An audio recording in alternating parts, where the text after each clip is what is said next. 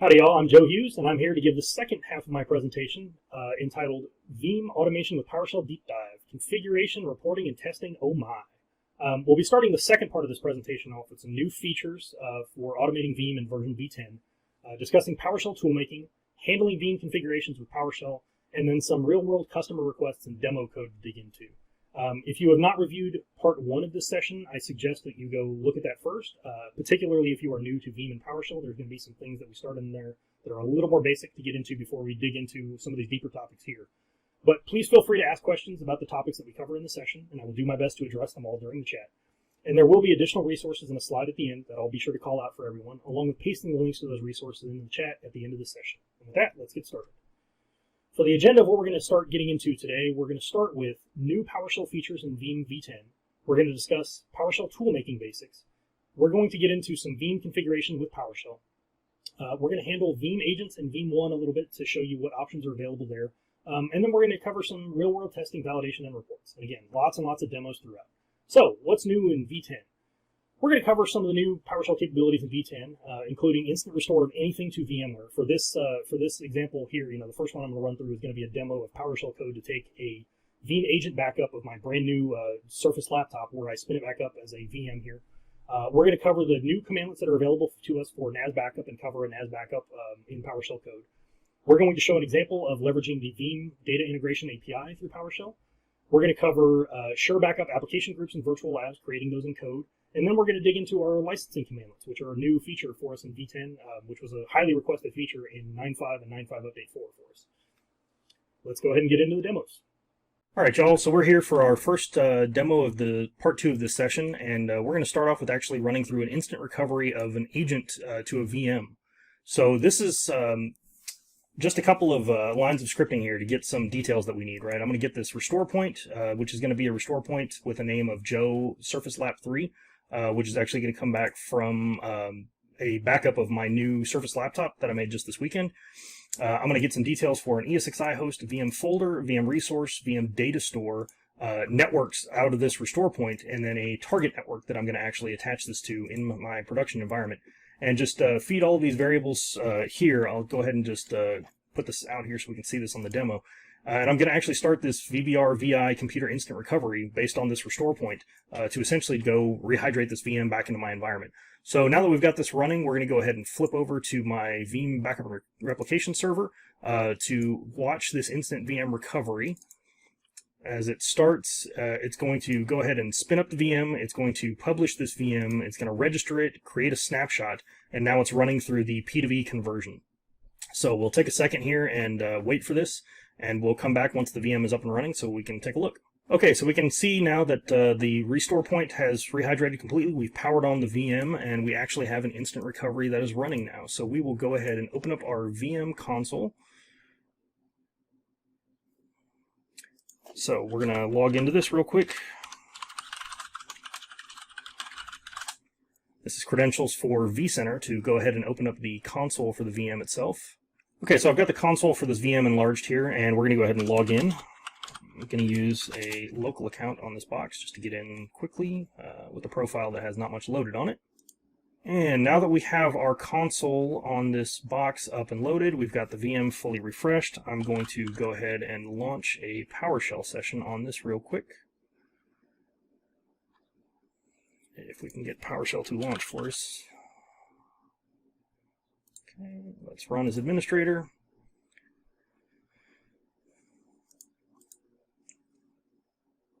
Okay, so now with our VM up and running, which is the restore point from this laptop that I've got here, I'm going to just run a quick WMI query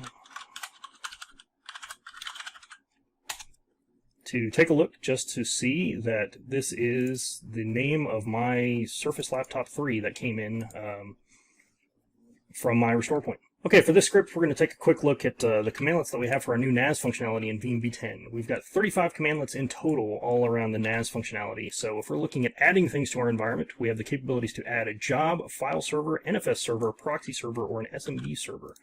For starting things off with PowerShell, we can kick off an FLR session, backup health checks, and a backup restore. And specific around restores, we actually have the ability to command line restore a file level retention item for NAS.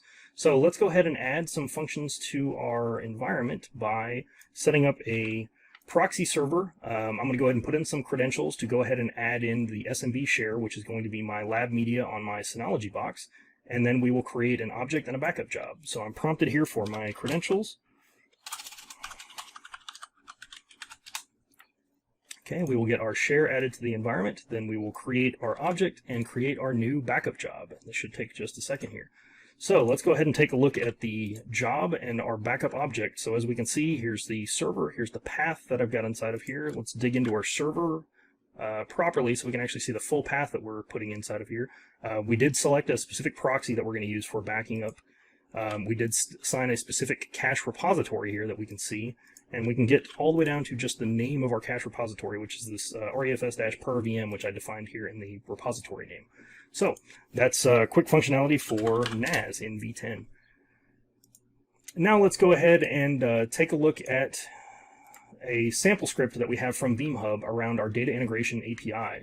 So Niels on the global product strategy team, now on product management team, has actually written out a fantastic sample here for being able to mount up one of our restore points off of a particular VM backup to publish this iSCSI content here and basically make it accessible over the network. So pretty quick, easy script here to just find the most recent restore point on a particular VM and mount it up with the data integration API.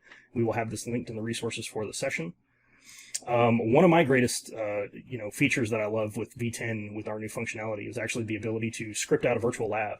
So here's a sample that I'm defining, a source and destination host name, a cache data store name, information about our proxy appliance that we're going to use here, a virtual switch that I'm going to use in my environment, a production and isolated networks to map together, IPs to be remapped and masqueraded, and then some static IP addressing to be used here. We'll go through and create some base objects for our source and destination servers just to get it out of the environment. We're going to get all of our entities that we need to attach to properly up here in this get base objects. Then we're going to create these building blocks, right? We're going to actually create a proxy appliance, create a network map, create the network lab options that we need, and create our IP mappings from source to destination static IP mappings, and then create a full virtual lab. So within, this is 70 lines of code, but it's basically because, half of this is all variables that I'm setting specific to my environment for creating a virtual lab on the fly. Now we're going to dig into our license commandlets. This was a very large ask with version 9.5 and 9.5 update 4, where we were creating some custom licensing scripts for this. And now a lot of this functionality has just been rolled into native VBR by itself with PowerShell. So I'm going to go ahead and pull up my license itself and get some information and take a look what we have here.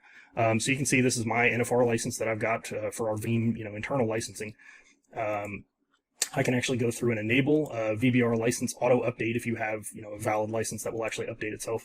For this license summary, I want to go ahead and get the license summary of my VBR license itself and see what information this gives us. So it shows back that I'm licensed for 1,000 instances, currently using 12 inside of this lab, and it will actually show me the objects and the workloads that I've got inside of here. So let's go ahead and take a look at these and dig in a little bit. So for the objects, it's going to show me that I'm licensed for 11 VMs and 1 workstation agent being used inside of this lab environment. And for the specific workloads, it's actually going to give me back like the name of these instances, all the instance IDs, and what types they are, right? So these are all my VMs, and this is my workstation, which was my laptop that I used for that instant VM recovery demo a little bit earlier. Now let's go ahead and take a look at how we can get this directly, right? So without digging into the properties of my license summary, we can actually just run these same commands, right? Let's get our instance workload and let's get our license summary based on our license file, and this will give us back the information for what we're using here. I do not have the NAS backup fully deployed inside of this nested lab, so you can see that my capacity license summary is currently 0 based off of this license file, but you can see my instance workloads that I'm using here and all the specific instances that are actually attached to this license file directly from native PowerShell. All right. See y'all in the next demo. Okay, now we're going to dig into some basics of PowerShell toolmaking and understanding what it is we're talking about here. So, maintaining control with tools, right? Really, this is just more of why it is we're looking at toolmaking. So, think about it. In your environment, how do you deploy, change, or back up new systems that come into your environment? How do you make changes to your environment? How are you handling advanced configurations and deployments? And then how are you testing, confirming, and auditing changes, right?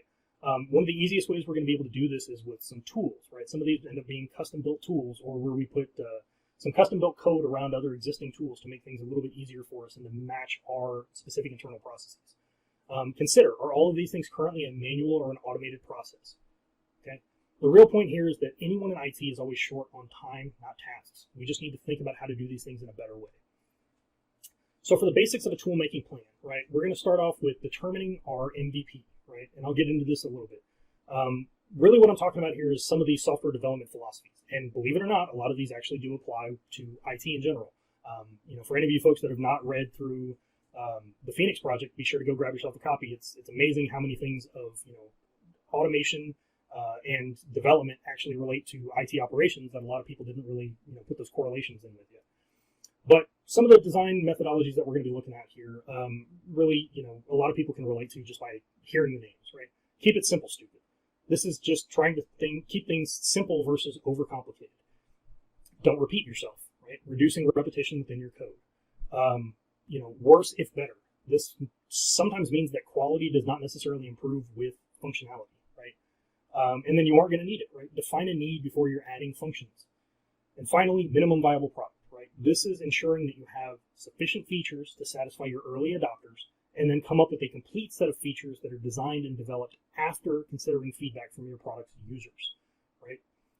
Documenting requirements and assumptions, right? Think specifically about what you need from your tool and what problem you're trying to solve. Defining your process in small tasks, similar to a lot of the points from part one of this session. Small tasks handled separately help to maintain your code, right? Build things modularly and small, make incremental changes. Avoid unnecessary functionality, right? Make sure that you need something before you write it. I really like that out of the you aren't going to need it philosophy. And then trying to keep code simple and readable, right? This is just about keeping things easier to read and maintain over time. Like the less complex your code is, or the cleaner and more legible and readable it is to others, the more usable it's going to be.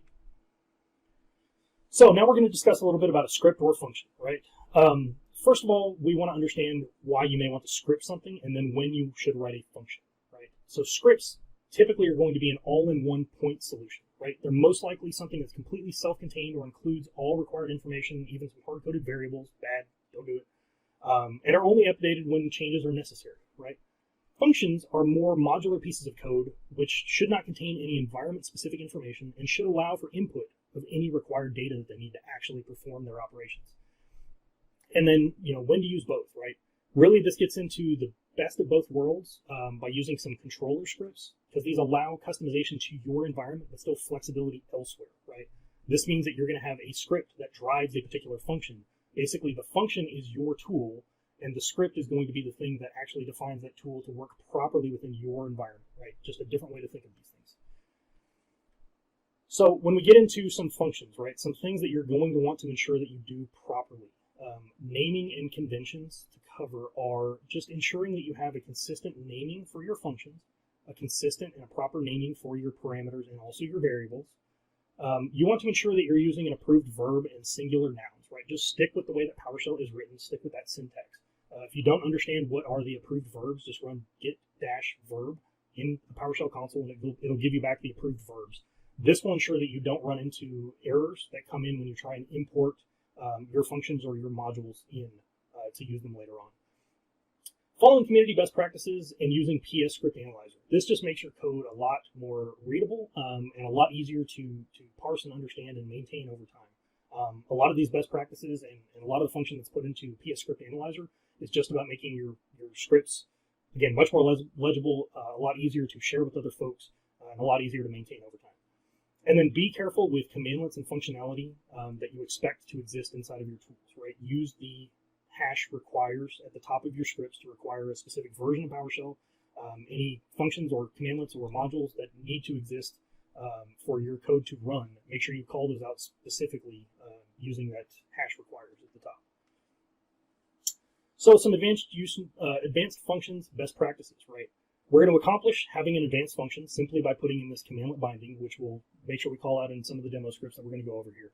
But you want to add some comment-based help. You want people to actually understand how they should use this advanced function that you're writing for them. You can accomplish verbose output with write-verbose. Essentially, this can become the documentation for a lot of your things that are in script. Rather than writing a comment, you can just use write verbose.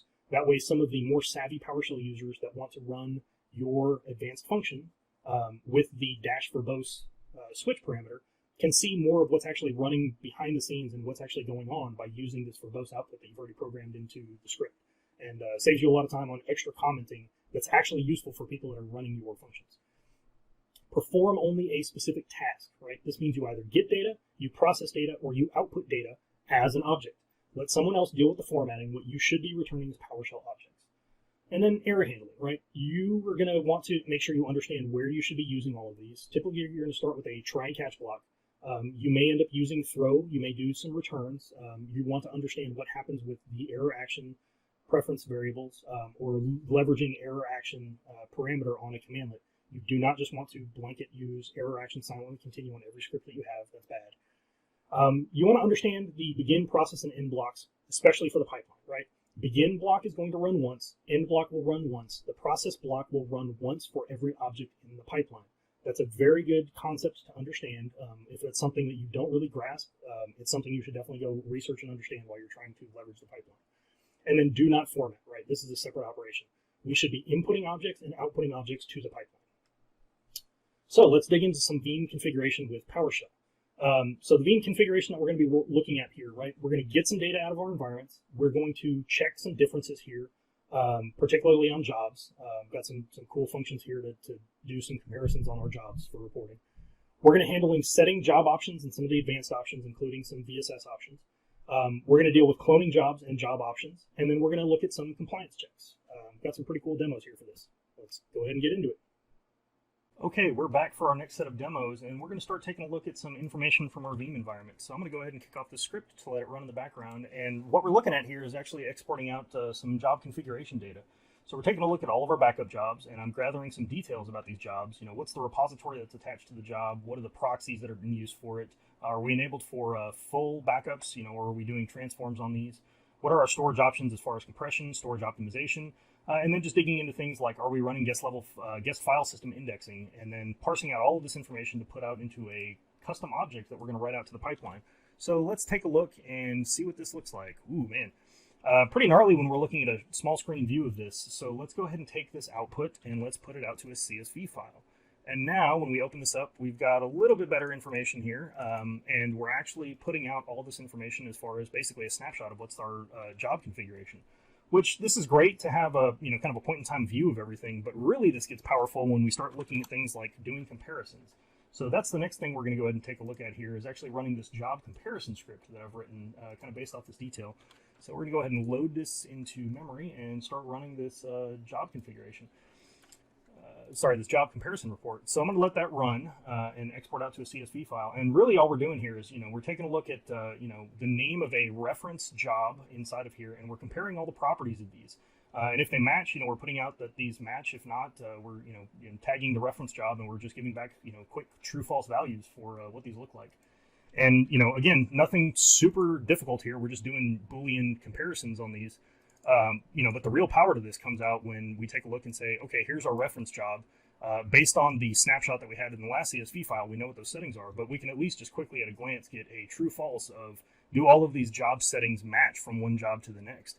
You know, so you see a bunch of my demo jobs that I've got built in here. We've got domain controllers, you know, machines that are being added via tags, my vCenter servers, you know, Hyper-V environment, all sorts of things. And pretty quick and easy to just do a comparison to see, do all of my job settings match? So hopefully that's something that you guys can find some use out of. Okay, the next script we're going to take a look at here, we're not actually going to run this one. We're just going to take a look at a couple of different methods for setting options on jobs. And really this kind of comes in handy in lots of different places where you just want to modify things on your existing jobs. So we're going to take a look at, you know, grabbing a VBR job itself. We're going to grab the options to put into a variable here. And then we can just start changing these properties on the object that we have stashed in that variable. You know, we can set the cycles we're going to retain on this, whether or not we're deleting VMs after they've been removed out of the environment, setting synthetics to Friday on here.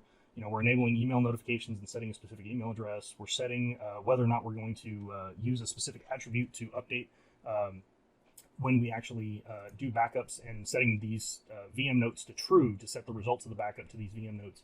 And we're also disabling storage snapshots here. In this next section, we're taking a look at enabling VSS integration and actually like creating an object here. So we're going to grab a particular guest proxy out of our environment, right? A VBR server that we're going to use for this. We're enabling the VSS integration here.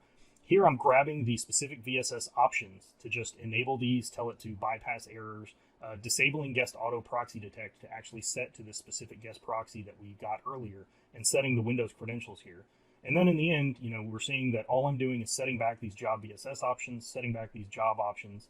And if I want to do something very simple, right, set a job proxy for a backup, enable and set a schedule on a new job, we're just going to grab, a proxy. We're going to grab a source proxy here to set to this specific name. We're going to set, what days and times we want this thing to run, and just say, set a job proxy, enable a job schedule, and then set the schedule to the specific things that we had up here for our options. And this is just looking at it a little bit of a cleaner way, right? We're setting these variables as far as restore points to maintain, a backup frequency. This instance here, we're actually setting a window that we want this job to run in.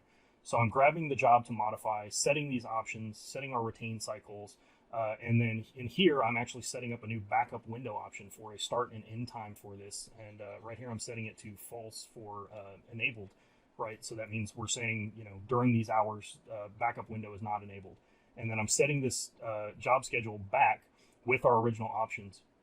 And in this section, I actually had a customer that was actually wanting to be able to set up essentially a blackout window where they would actually terminate jobs if they were running inside of this. So this is how you do that, right? We're just getting the schedule options, getting the original backup window, setting it to true, and then setting this back to enable this entire schedule.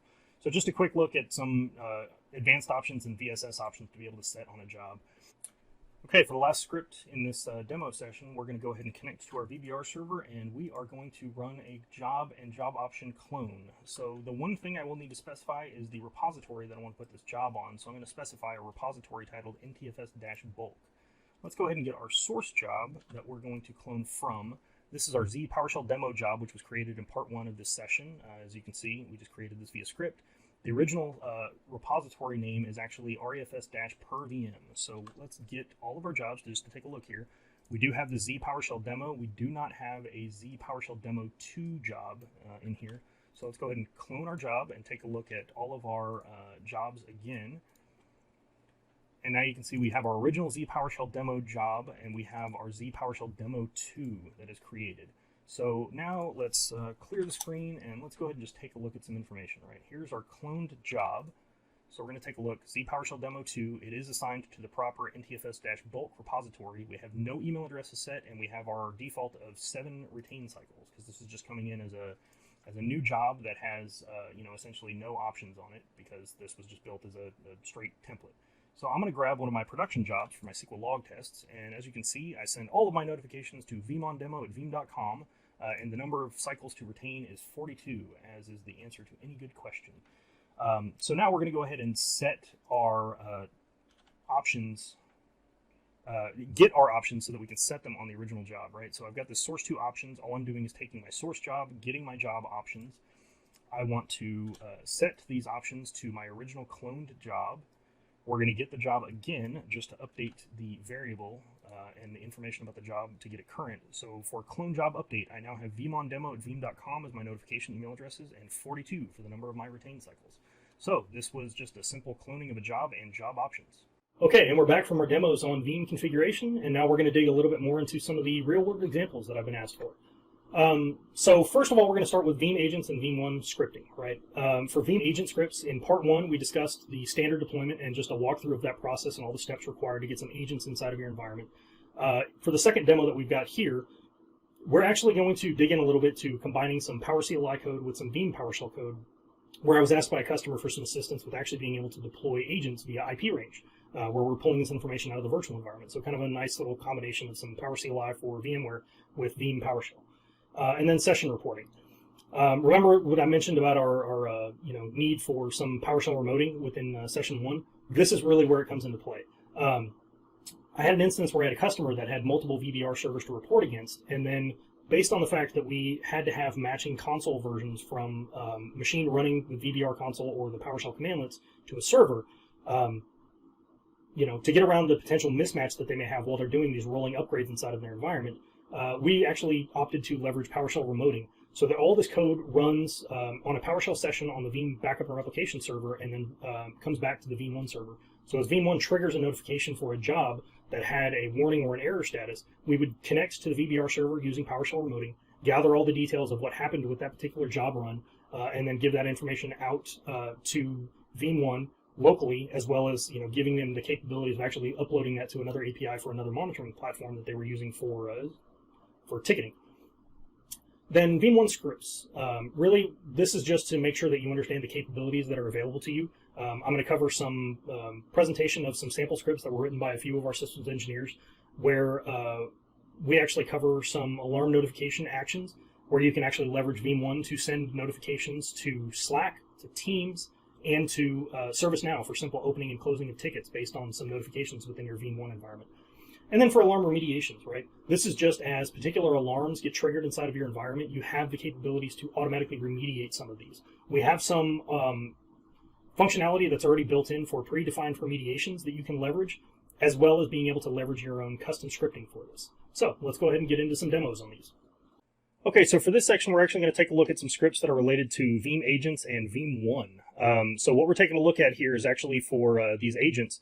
This is actually a little bit of PowerCLI to go query for a specific network inside of vCenter and actually pull back all of the Linux machines. This was a customer request to go be able to deploy agents by IP range, where they wanted to be able to specify a particular network octet to go match. So this is just actually pulling some PowerCLI to go query those VMs out of vCenter itself. And then we're going to take that information in that CSV file is going to roll into a protection group that we're going to build, where basically we're going to be dynamically building a protection group that's CSVs via IP address. So similar to the same workflow that we did for creating agents and just that walkthrough that we did in part 1 of this session, we're doing a similar thing here, and we're just setting our computer backup job options now for Linux servers managed via agent. So this is just helping us to get the agent deployed out to machines that are going to be managing their own backups out in the field. And this is just showing some capabilities of combining even some PowerCLI to pull information out of your environment to then drive the Veeam environment itself. This next script is actually from a customer request, where a customer was trying to centrally monitor quite a few servers, and they wanted to use the VeeamON environment to be able to monitor VBR servers. But we were actually trying to pull back information about job failures. So this was actually set to be a notification for any job, any backup job that we had, where we had a warning or an error status on a backup job or an agent backup job. And the point of this script here is actually to go and open up a PowerShell remoting session back to multiple VBR servers. So we're starting here to get details that come out of the alerts notification that comes from the job.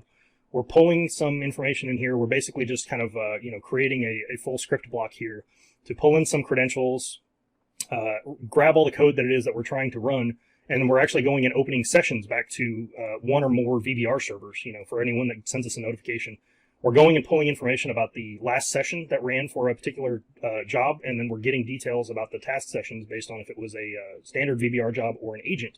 And then we're pulling out specific details about what was the actual reason for these failures to just write this out. The intention with this in the end was actually for them to send it to an internal alerting system that would also offload to ServiceNow. So this was kind of a quick, easy way to plumb it into their environment. So speaking of notifications for VeeamON, we've actually got a couple of sample scripts here. These are just some simple samples that were written by some of our SEs. This first one is a notification where a VeeamON alert can actually send a message off to Slack. The second one we've got here is actually sending notifications off to Microsoft Teams based off of alerts that come out of the Veeam environment. Both of these are already currently up on Veeam Hub, and I will make sure that the links for these directly are in the resources. And then we have a secondary one for another SE that actually wrote a pretty cool script, which will actually do the integration directly to ServiceNow based on alarms that come out of VeeamON. So with all of this, we're just getting credentials for our particular ServiceNow instance, and this sample script here is actually creating a ticket based on information and the fact that we now have a specific alarm ID that comes back from VeeamON. And we have a secondary script here that's basically just doing the reverse of that, right? It's resolving the ticket with a particular status on it based on the information that comes back from VeeamON. So just some pretty quick handy scripts that people can use as some examples for even integrating with ServiceNow directly from VeeamON. And while we're taking a look at VeeamON, we want to take a look at alarm remediations as well. So for those of you that don't know, VeeamON has the capabilities of actually handling remediations as alarms occur inside of your environment. You have the capabilities of doing these as manual remediations where someone must approve it, or automatic remediations where a predefined action or a custom script can be run. So with this, you have the alarm settings, and you basically just define the action to be, say run a particular script or run one of the pre-approved remediation actions, one of the pre-built remediation actions that exist inside of VeeamON, and then you get to determine is approval or is it an automatic. So with some simple things that we have in here, some of the remediations that we have possible for, say a backup job disabled, you can have VeeamON just automatically re-enable it. Or as long as you see if there are specific snapshot ages or sizes, you can have it automatically delete all snapshots. Or, if there's too many on the VM, you can have it delete it. So just some great actions that are actually already available, already pre-built into VeeamON. All you've got to do is enable them within your environment. So hopefully this helps y'all out. Okay, and we're back with having covered our scripting on Veeam agents and VeeamON. We're into the last block here that we have for demos, and we're going to be covering some of the real-world actual customer script requests that I've had throughout my time here at Veeam, and some things that I've just shown to customers to make things a little bit easier for them to handle and manage Veeam throughout their operations in the long term. So we're going to cover an example from part 1 here. We're just going to do a review of creating a new shell backup job, right? A quick, easy, empty template job to be able to use for some of the other things we're going to cover in the demos here. We're going to cover adding and removing VMs to a job via a text file. This was giving someone the ability to add jobs, add VMs, pause VMs, and exclude them temporarily, or completely remove them from a job, all via text files, so that folks outside of a Veeam environment, in an environment not using vSphere tags, could leverage this functionality with just a couple of text files. It was kind of an interesting request. We're going to dig into job configuration and comparison reports, right? A couple of functions that I put together into a module to actually be able to get configurations of existing jobs to just dump a quick report out to a CSV file, or actually pipe that information into another function to run a comparison to show us for a particular reference job file for all of our other jobs, which of these settings matched from one to the next. We're going to cover a quick backup leveraging the Enterprise Manager API through PowerShell. We're going to cover some automated restores to AWS and Azure, just for folks that have never tried this before. You can see kind of how quickly and easily you can have this ready in your back pocket in case you ever need it. We're going to discuss automatically filling jobs by virtual machine. The request came in where someone wanted to know for all the VMs in my environment that are not backed up currently, I want to just kind of automatically add these to jobs in my environment, but I want them to be somewhat balanced. So this script will actually look for VMs that are not backed up and then add them into jobs to try and balance out the total number of VMs within a job to somewhat balance across the jobs in the environment. And then a final script that I've got here, one for SQL, one for Oracle, where I had a request from a customer that actually wanted to get information for their DBAs, specifically around reporting of the databases that were contained within a backup. So these are some kind of cool scripts. One will actually run in the demo environment of actually starting up restore sessions for all of our restore points that are application aware for SQL or for Oracle, get the information about the databases and the files that are contained within these restore points, and then shut down the sessions and just give us a nice, quick, handy report at the end of it. So let's go ahead and dig into the demos. Okay, we are back for our last set of demos for this session here. So first we're going to start off with creating ourselves a new job to work with. If you're unaware of this script, then take a look at part 1 of the session. All I've done here is create us a new job that's titled VMs-text-file, and I've inserted a VM titled Veeam v10.1 into this job, but just have something to work with here. So the first script that we're going to cover here is actually the capabilities of adding VMs to a job via text file. So let's take a look at the file. So we're going to add VMs ending in 2 through 5 here, these Veeam v10 2 through 5. So let's go ahead and run the code here, and we'll get the job objects back. So we started off with just Veeam v101, and we've now got 101 through 105 included in this job. So let's say we want to be able to exclude a couple of VMs, say we're doing maintenance on the VMs possibly, and we just want to go ahead and temporarily exclude them from a job. So let's take a look at our text file. We're going to exclude VMs 3 and 4 from this list. So we'll go ahead and copy and run so we can take a look and see. We still have VMs 1 through 5 in here, but we now have an exclusion set for 103 and 104. They're still in the job, they're just temporarily excluded in case maybe we're doing some maintenance on it. Now let's go ahead and actually hard remove some VMs from the job itself. So taking a look at this text file here, we're removing VMs 4 and 5. And again, all of this is just a simple intention of giving someone that has no access to your Veeam environment the ability to do some minor job control, basically, by just aligning some text files with information from your environment. So now we still have Veeam v10 1, 2, and 3 inside of our job. We still have the temporary exclusion set on VM 103, but we've otherwise removed 104 and 105 from the job. So some simple job control that's actually driven just via text file. Okay, so for this next script, what we're actually taking a look at here is we're going to start with some scripts that we ran earlier. So we ran our get-veeam job configuration report earlier, all based on a script. And all I've done is dot source this script to run this function again, just to show the output. The output is not the greatest, right? We have enough properties on this that we're actually getting a list view back on this. So I'm going to remove this function out of memory. And what I'm actually going to do is take these versions of the scripts that I've got here that have been converted into functions instead of standalone scripts, and have also been rolled into a module. So we're going to import our module first and run it verbose to see that we are actually importing in a format file to process, as well as two functions here, right? Our compare-veeam job configuration and get-veeam job configuration. And we're going to rerun this Veeam job configuration report. And just based on the fact that we've got this formatting file, we actually get a pretty nice table view that's back now, because I've set a default view for this. So now if I run this get Veeam job configuration again and save this to a variable of job config, same thing. If we take a look at this job config variable, we can actually see I've set a custom type name of veeam.jobQuickConfig here.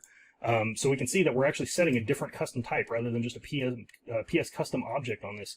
So now I'm going to do a compare Veeam job configuration again, give it my same reference job file, and export it out to a CSV file. And as you can see, the data that we're putting out back on the pipeline in this one is back to a PS custom object here, because we're just writing this out to a CSV file. But we get our same Veeam job configuration details that we had before, but by just modifying how we're running this, by putting it into a module and loading a format file, we get some prettier output when we want to run some of our functions, when we set a custom type name and a custom format for it. So just a handy thing for y'all to understand about your PowerShell scripting as you go forward. And for this, I'm going to go ahead and jump into the next script that we've got here. I'm going to go ahead and run this in the background and let it go, and we'll take a look. So for this, I'm actually, just loading in some functionality here to allow us to use self-signed certs. I'm connecting to the API of our enterprise manager inside of my lab environment to actually go run a couple of queries, right? I'm going to go get the hierarchy root for a particular VM that I've got set a name in here, this osjump01 VM. And I'm going to look up the VM object reference to build the hierarchy reference object that I need, because to run a quick backup, I need this, essentially this VM object's ID. I need to know which VBR server is managing this vCenter and this VM instance. And then I'm initiating a quick backup for the VM by just doing essentially some string concatenation to a URL and giving it a request body where I have to insert in the VM reference object. So by, parsing all this detail out of the API and then giving it, a quick request body, I'm just passing back this single post method back now. And if we go flip over to my Veeam server in my environment, we'll actually see that we've got an incremental running for this osjump01, which is actually running as a quick backup for this VM. So some pretty handy stuff, just for the fact that you can use, PowerShell, but also leverage our API through Enterprise Manager, as long as you're aware of what you're doing with these functions here. The next two scripts I'm going to cover real quick are just examples for folks to understand that we have these capabilities and kind of see that it can be a little bit easy to do this in PowerShell once you get all the components together. So this is a quick walkthrough of being able to do a restore to an AWS EC2 instance of a particular restore point that we have inside of our environment. Don't worry, these access and secret keys are not actually valid. I have modified these to make sure that they're not valid before I throw them up on screen here, and same thing with my VPC that's up here. But essentially all we're doing for this setup, right, we're defining our Amazon account, our Amazon connection, our region, an S3 bucket. We're creating a new S3 folder, adding that as an S3 repository to our environment. And then what I'm actually doing here is getting our scale out repository and setting this to enable the capacity tier for an S3 bucket here. And then for restore, what we're trying to do here is, go get a particular restore point, go get an Amazon EC2 account that we've got set here, set a region, set an instance. I'm creating an array list of disk configs based on what I have from this restore point for the number of disks that I've got, and putting these back into an Amazon EC2 disk configuration that we need to use. And then similarly down here, I'm just getting our VPC, getting our security group, getting our subnet, and setting a new proxy appliance in place for this restore. And then I'm starting with this one-liner here, a VBR VM restore to Amazon, right? So I'm going to restore a restore point of a local VM out of my vSphere environment to an EC2 instance. The next script we're going to take a look at here is doing similar actions, but a restore to Azure, right? So similarly, I'm just going and I'm getting a particular restore point in my environment. I'm getting my Azure account, which I have configured inside of VBR previously. getting a subscription, getting my storage account, getting my location that I'm going to put it in, going to get the VM size that I want to use, setting a virtual network, getting a virtual network, getting a virtual network subnet from my Azure instances, and then getting a resource group. And then once I've got all of these information, I'm actually going to go ahead and run a VBR restore to Azure here, which means I'm going to take my VM from my on-premise vSphere environment and restore it out to be an Azure VM. So handy functionality, and again, as long as you pre-build some of these things out, it's pretty quick and easy and ready to go. Okay, for these next couple of scripts that we've got here, these actually came partially out of a customer request, and these got to be written a little more fully out for a VeeamON demo. This came out of a request where someone basically wanted to have kind of a CYA for their environment. They wanted to be able to investigate VMs that were not backed up in their vSphere environment based on VM names and tag names, and then basically, automatically populate those VMs into VBR jobs. So first, I'm going to go ahead and just give a variable for my name for my VBR server, for my vCenter server, and go ahead and load this function into memory here. And I'm going to go ahead and let it run a query against my vCenter environment. So this script is just a modular function, which is, some code that was pulled out of the earlier script that we had, which was the missing VMs report at the end of part 1 of this session. So all I'm doing here is querying my unprotected VMs, and I show that I've got 47 unprotected VMs on this vCenter that I need to get added into jobs. So in this instance, what I'm doing here is actually running this, inside of this protect-missing VMs script. I'm going to go reach out to my vCenter server as well through Veeam, get all the entities of these VMs, and essentially just go kind of pre-populate them in here. So I've got the capabilities of setting, my VBR server, my vCenter server, an array of strings for my VM names, a job prefix that I want to use to query for jobs that are already existing and to create new, and set a maximum number of VMs that I'm going to use inside of my environment. So I'm basically going and piping in these unprotected VMs that just came from this find-unprotected VM script that we just ran, giving a particular job prefix of this Z PowerShell demo job dash, and then letting it pre-fill in the number based on what was there before, and setting a max job VMs number to 8 here. So we can see, my total number of VMs to add was 47, as came back from my unprotected VMs count. I had to add 1 VM to each job to go and pre-fill all of these new jobs that I needed to go ahead and create. This is actually determining based on the total VMs that are existing in the jobs already, the total VMs that are in my unprotected VMs that pipe in through this VM name parameter, the total number of additional jobs that I'm going to need to create. And it's going to actually go through and create these VMs, and then it's going to go essentially add VMs one at a time to these jobs, which is what you can see in the output here.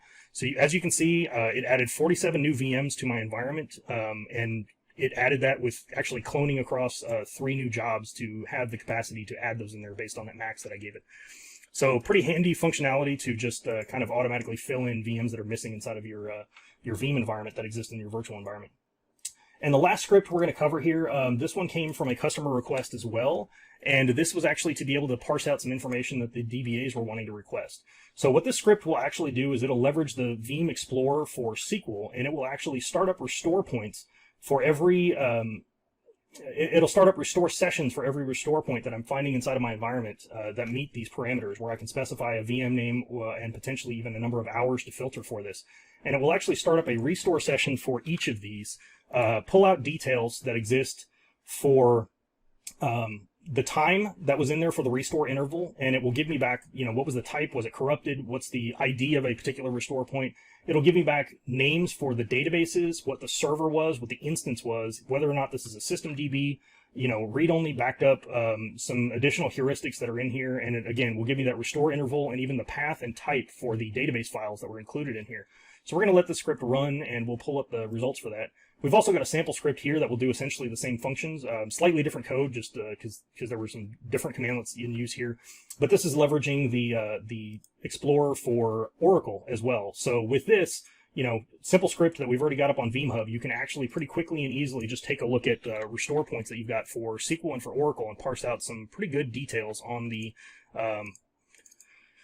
database backups themselves. And as you can see here, I've now got a couple of hundred records here. I've got 223 sessions, records that are pulled up here based on individual restore points and all the details of the backup that were inside of here. So not bad to be able to leverage the Veeam Explorer for SQL and for Oracle to be able to parse out the database level details, based on an image backup. So pretty cool functionality.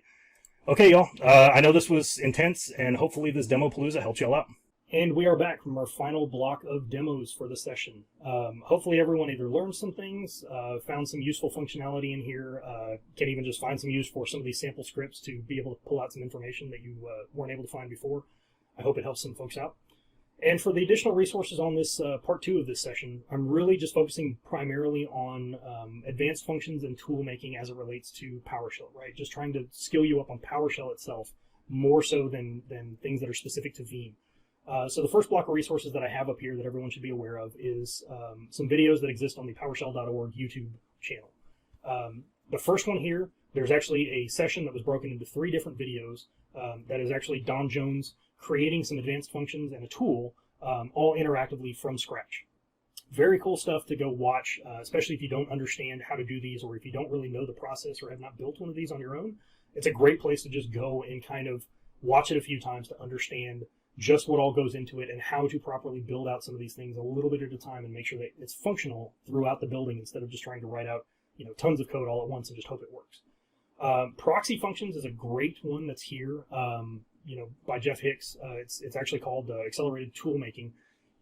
This is a great one where you're basically building a couple of really cool PowerShell wrappers to leverage existing functionality in other functions. Just a great topic for you to go learn and understand. So go check out that video. And then optimizing performance, right? Josh King did a fantastic job of presenting this at the PowerShell and DevOps Summit in 2019, and then to a couple of the other PowerShell user groups as well, particularly around whipping your scripts into shape.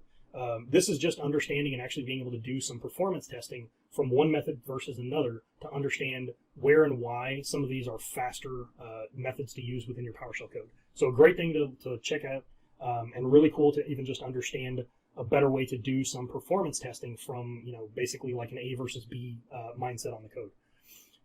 For anyone that has not looked at this before, I would suggest going and grabbing a copy of the PowerShell Scripting and Toolmaking book by both Don Jones and Jeff Hicks. It's a fantastic resource that's out there. We'll walk you through some really great stuff. You can find it on LeanPub. Plug for my own PowerShell user group. You can actually check out the ATX PowerShell YouTube channel. There's a great video that's in there that's debugging PowerShell in VS Code where we hosted Josh Duffney, who's a fantastic PowerShell scripter. He has a similar course in Pluralsight. So if you guys have access to Pluralsight, I would definitely recommend going and looking at that course. This was a quick rundown, kind of 1-hour version of all of that functionality in VS Code for debugging PowerShell. Great resource there. For anyone that's really getting into learning some more things about PowerShell and you want to kind of know where to go, PS Cones is an absolutely fantastic module, right? This is actually learning PowerShell through leveraging Pester, so you can learn PowerShell and learn Pester simultaneously. It's great for learning a little bit about unit testing and how and why. Plaster is absolutely great for scaffolding of modules, right? You can build out the initial structure, folder structure, and files for modules, Pester tests, DSC configs, and etc. If you're really going to start building out functions and modules, you should really do yourself a favor and go check out Plaster. And then PlattyPS, right? This is actually helping you to more quickly and easily write PowerShell external help in Markdown. And this bit.ly link here at the bottom is going to have a link to a GitHub repository which will contain resources that cover both Part 1 and Part 2 of this session. I will have all of these resources from both of these finishing slides listed out, as well as some better documentation or more in-depth write-ups of what I did through a lot of these sample scripts. And I will contain all this into that GitHub repository that will be available for everyone. All right, everyone, we've reached the end of our session. Last couple of resources available for everyone here. If you haven't looked at it or have not looked at it recently, I would suggest you go check out Veeam University. We've got some great free and on-demand training available for everyone out there. Veeam White Papers is an excellent resource. We have years worth of white papers that are out there that discuss a lot of advanced functionality with Veeam, and especially some advanced functionality with a lot of our partners in the ecosystem. A lot of these are created and curated by our solutions architects, our alliances team, and our global product strategists. So just some absolutely great knowledge that's there contained within these white papers. And then everyone should know and love Help Center, right? This is where you're going to find all of our technical documentation. It's an absolutely great resource, particularly if you're doing anything with Veeam and PowerShell. You're going to find some great things out there. And if anyone gets stuck and anyone needs assistance with some of these things, feel free to please jump on the customer forums and ask for help. Particularly on the subforums for PowerShell and RESTful API, I myself even have notifications turned on. There are lots of times where folks will ask for help on these, and if it's either a simple concept or something that I've already got prepared, I will do my best to jump in and actually help folks pretty quickly resolve some issues on the customer forums. For all other things Veeam, you can find us on Twitter. You can check out all of our resources that we have available on LinkedIn. You can follow us on YouTube and subscribe to the channel. We have some great videos that pop out all the time. And specifically on YouTube, I will say going and checking out the new how-to video series that we have that's being produced by our COE team are some great resources and some pretty cool lightboard videos on how to do all things Veeam. So thank you all for coming out, and thank you for sharing some time with me today. I hope you enjoyed part 1 and part 2 of this session. I hope some folks got some great resources out of this, or I hope you all can steal some code out of these demo scripts, and it'll help you. Again, if you have any questions, feel free to please reach out on the customer forums or reach out in the chat. Thank you all. Have a good one.